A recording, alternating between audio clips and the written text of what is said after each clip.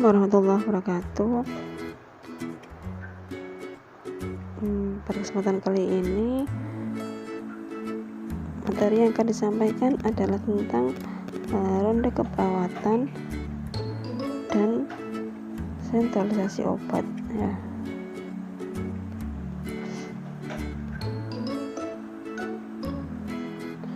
Nah, ronde keperawatan itu apa? Yaitu salah satu bentuk dari NAKP primer. Tujuannya untuk mengatasi masalah keperawatan pasien, yang mana dalam mengatasi masalah tersebut harus melibatkan banyak pihak tim kesehatan. Ada PP, ada kepala ruangan, ada PA, ada dokter, gizi, fisioterapi, dan lain-lain, yaitu tenaga kesehatan yang merawat pasien itu. Nah, karakteristiknya apa pada ronde keperawatan? Yang mana pasien ini dilibatkan langsung dalam penyelesaian suatu masalah. Jadi pasiennya PCC ya, pasien center care. Pasien itu sebagai pusat dalam pemberian pelayanan kesehatan.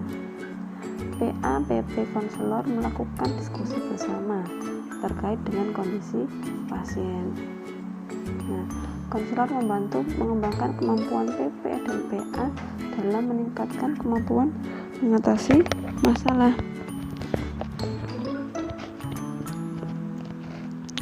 Jadi dengan adanya ronde keperawatan ini diharapkan PP dan PA akan lebih peka, lebih kritis pada masalah pasien. Kemudian, nah kira-kira apakah pasien itu bisa dilakukan ronde keperawatan semua? Tidak. Jadi ada kriterianya masing-masing, yaitu pasien yang memiliki masalah keperawatan yang belum teratasi meskipun sudah dilakukan tindakan keperawatan. Jadi pasien yang sudah dilakukan perawatan lama tetapi belum ada perbaikan kondisi pasien.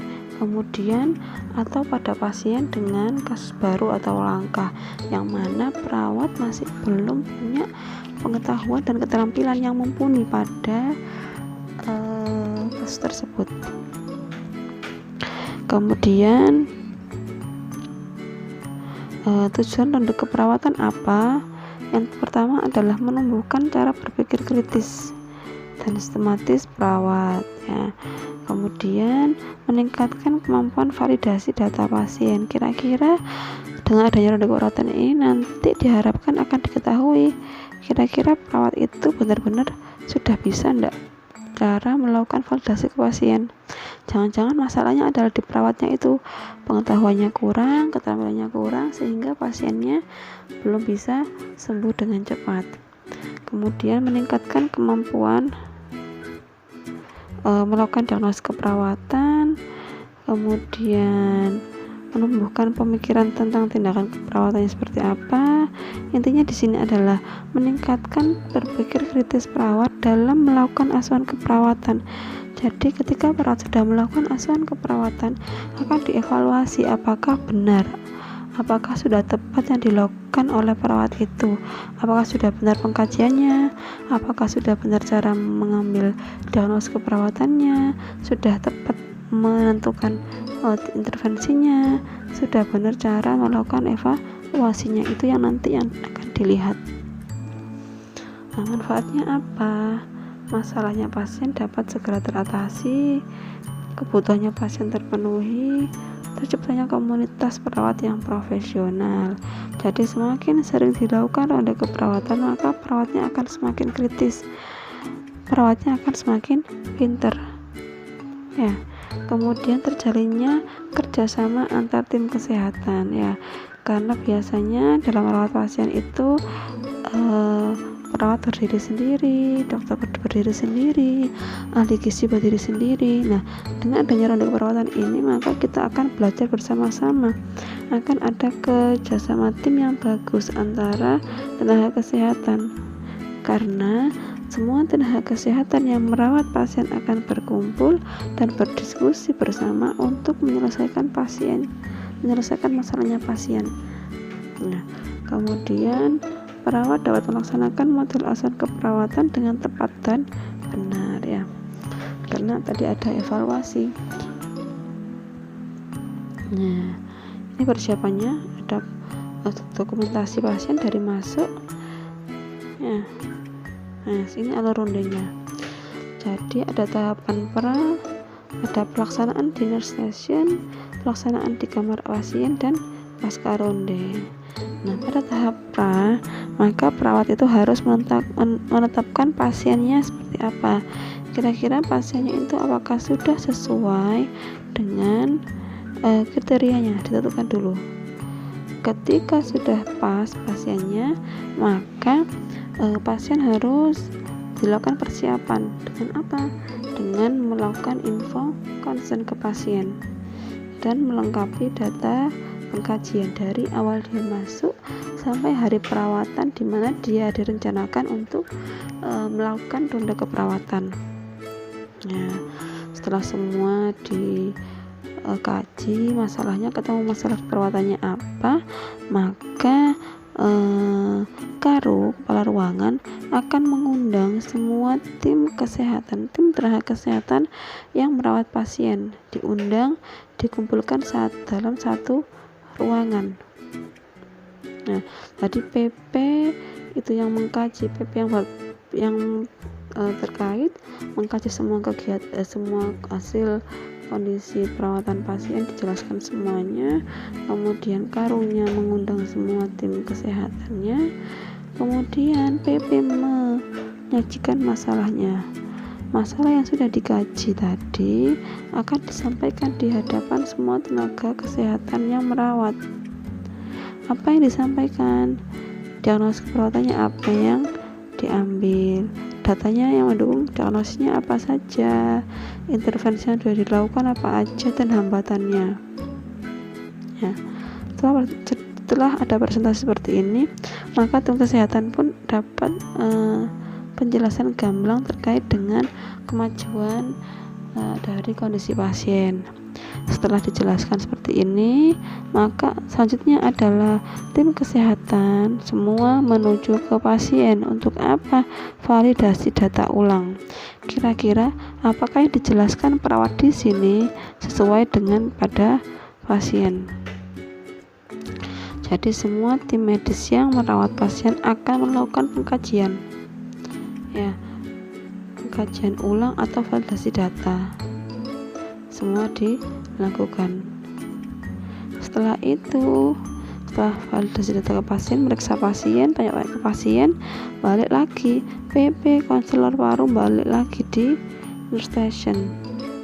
Di sana akan ada diskusi antara semua tim kesehatan dan akan mendapatkan sebuah rekomendasi dari hasil pengkajian tadi, hasil penjelasannya PP, hasil validasi ke perawat.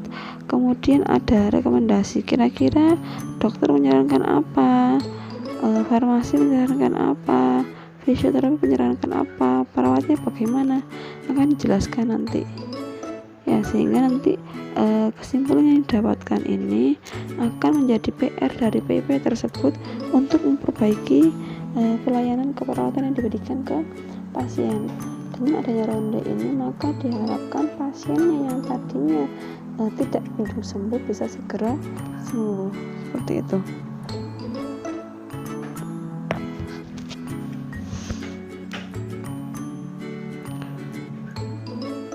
Nah, perannya ini ya.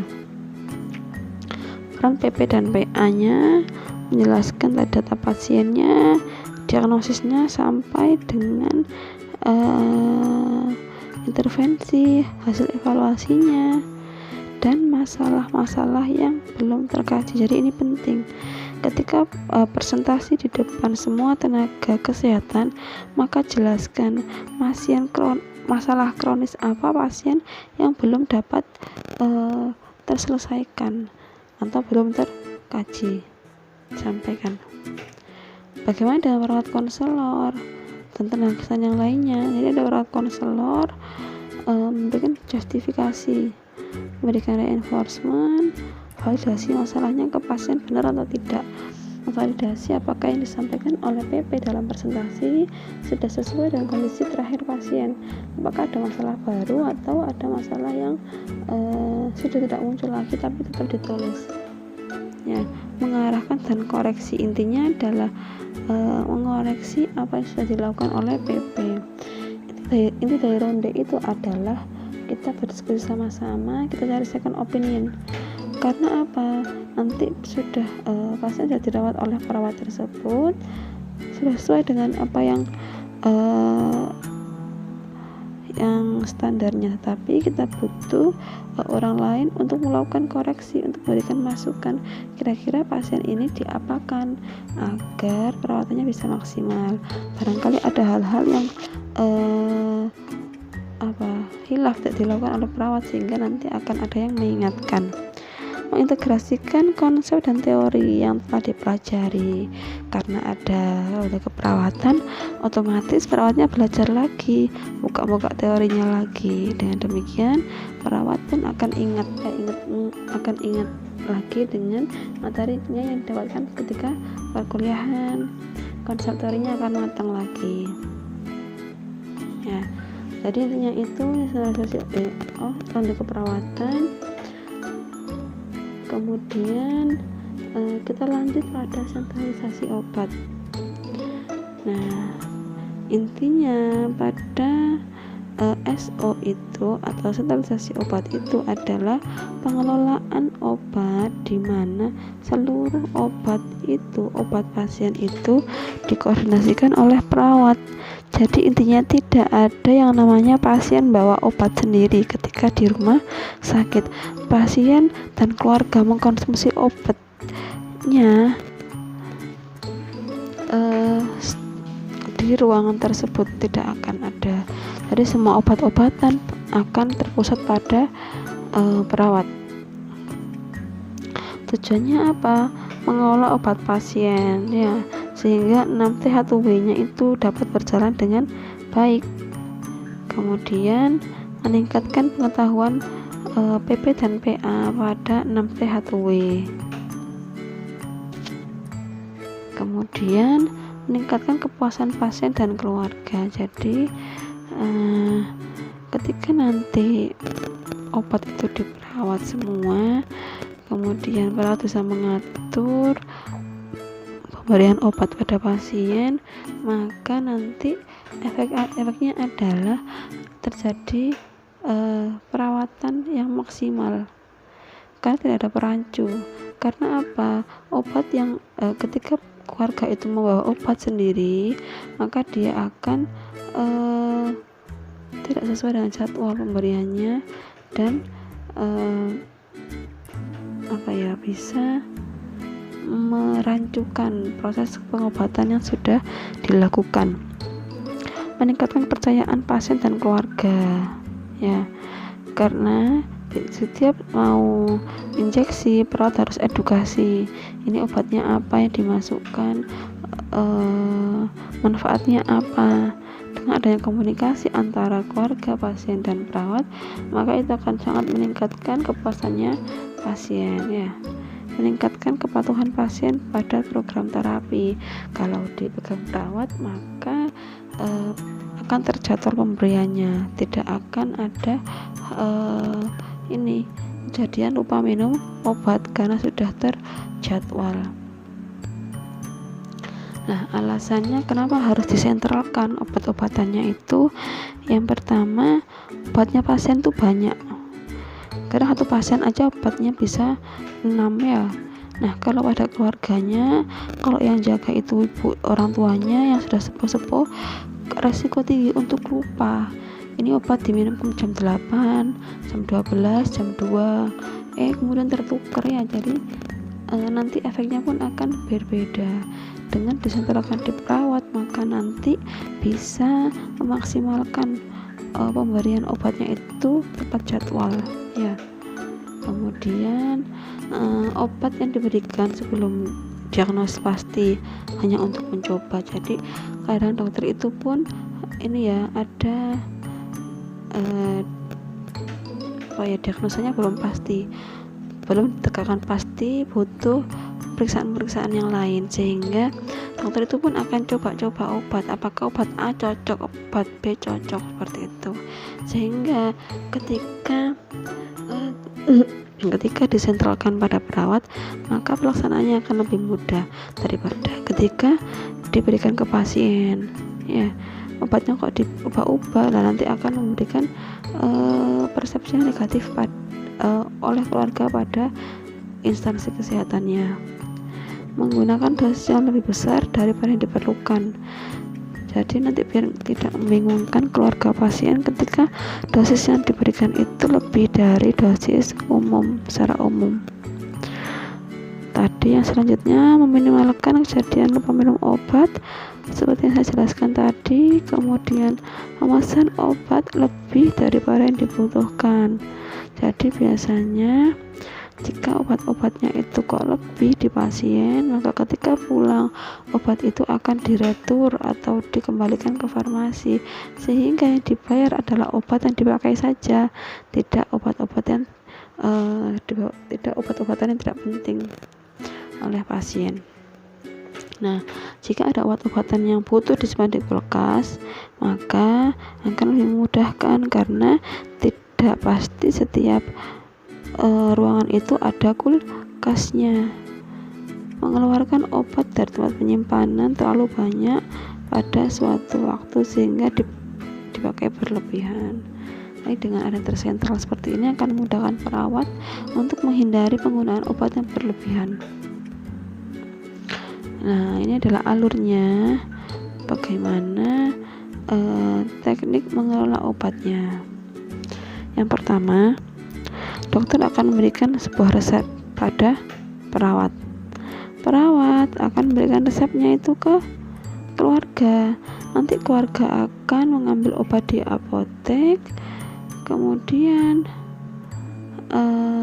setelah diambil maka dikasihkan perawat lagi dengan melengkapi lembar serah terima obat. Jadi obat apa yang dibawa ke apotek akan diserahkan ke perawat disertai dengan list obat apa saja yang diberikan, biar nanti tidak akan ada miskomunikasi antara keluarga dan perawatnya. Setelah di perawat ini dikelola, obat diberikan sesuai dengan jadwal yang sudah ditentukan oleh dokter.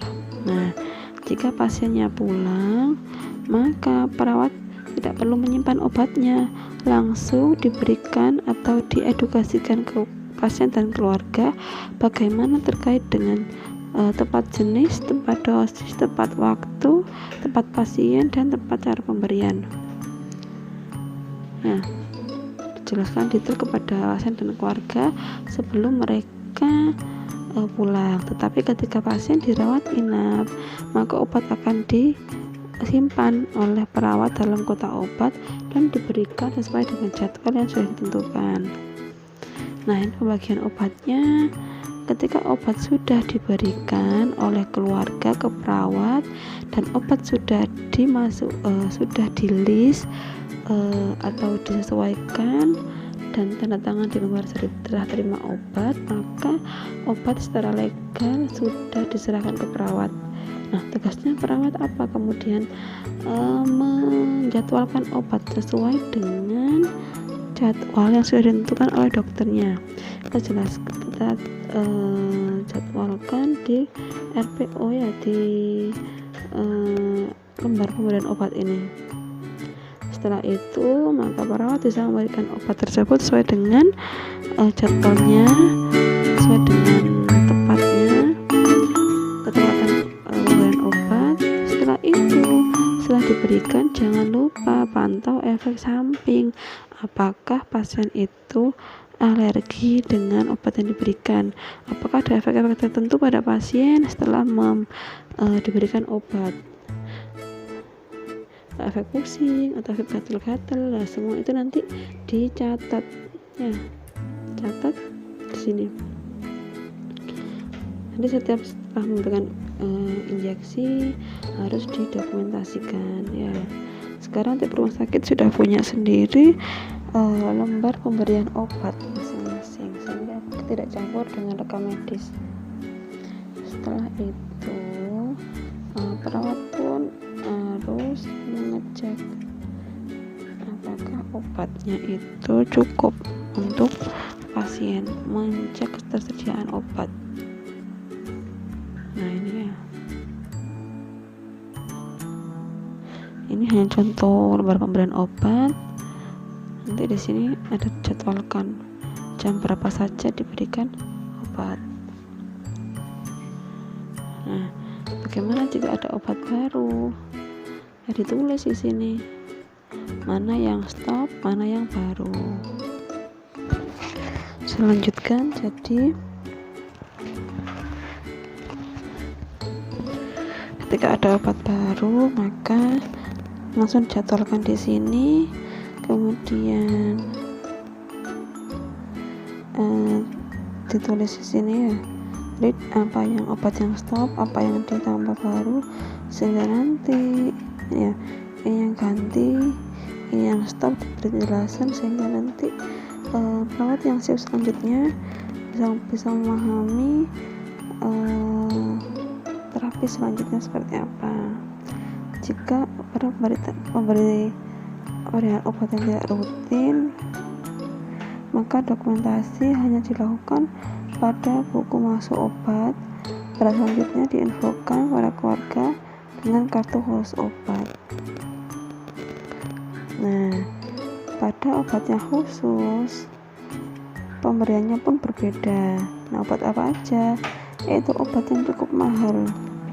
Alur pembeliannya harus sulit pembeliannya, efek sampingnya cukup besar, atau hanya diberikan satu waktu saja ya.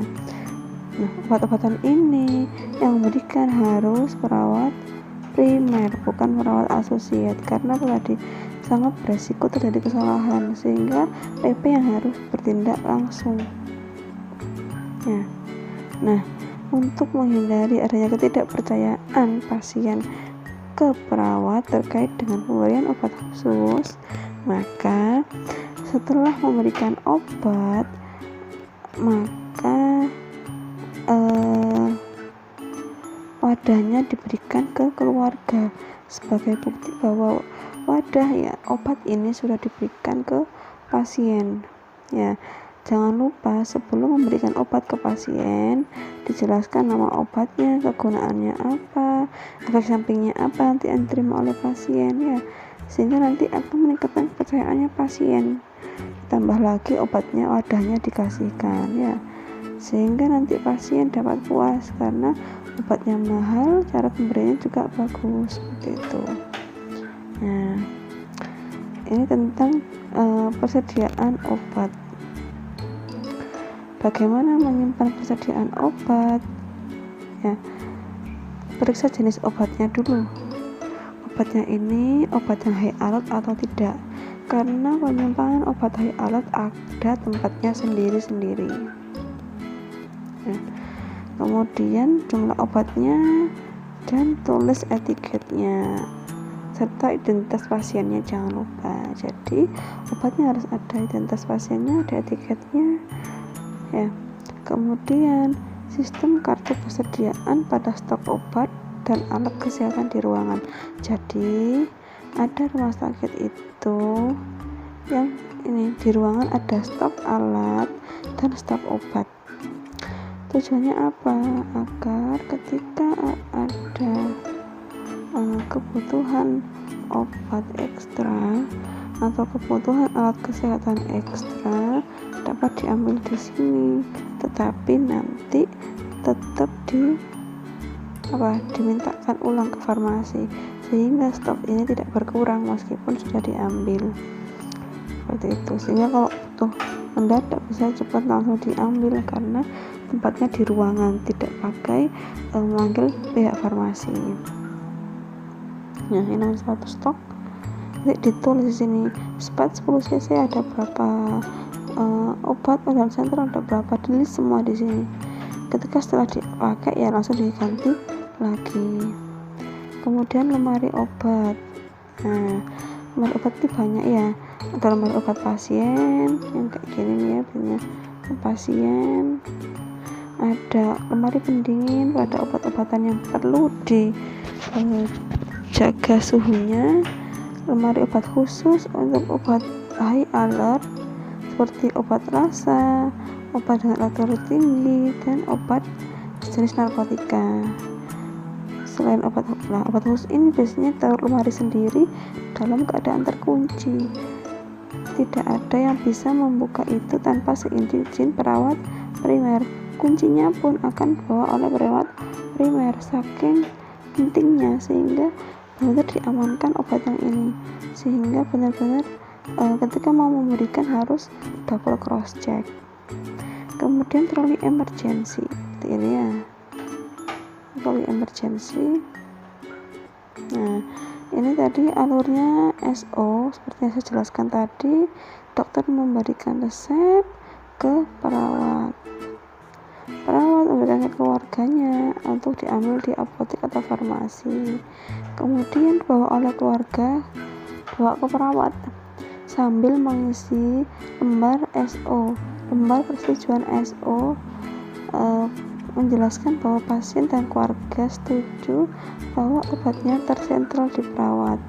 Kemudian lembar sudah terima obat, yang mana intinya adalah menjelaskan bahwa ada 10 obat yang saya terima dari farmasi, saya diserahkan ke perawat semuanya, ditulis listnya obat apa saja yang diserahkan.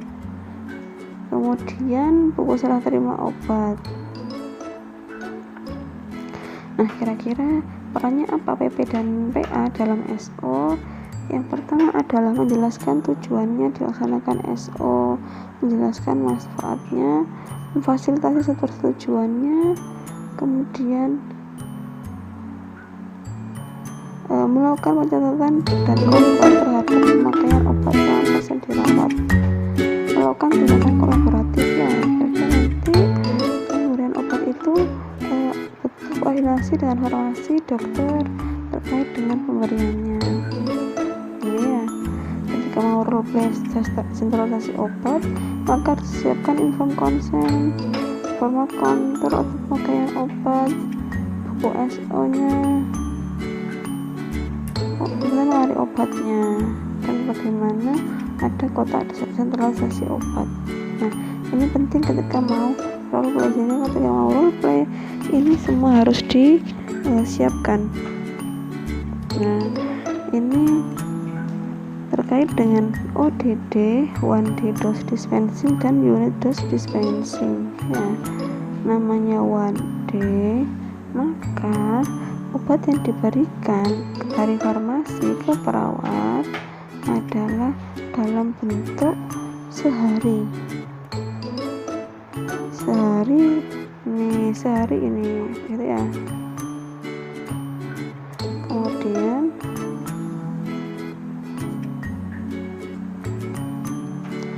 jadi penyediaan obatnya dikemas dalam sehari atau 24 jam. Kelebihan dari sistem ini adalah pasien lebih mudah mendapatkan obat, menghindari obat yang double. Nah, ini manfaatnya. Beda dengan UDD, unit dose dispensing, yang mana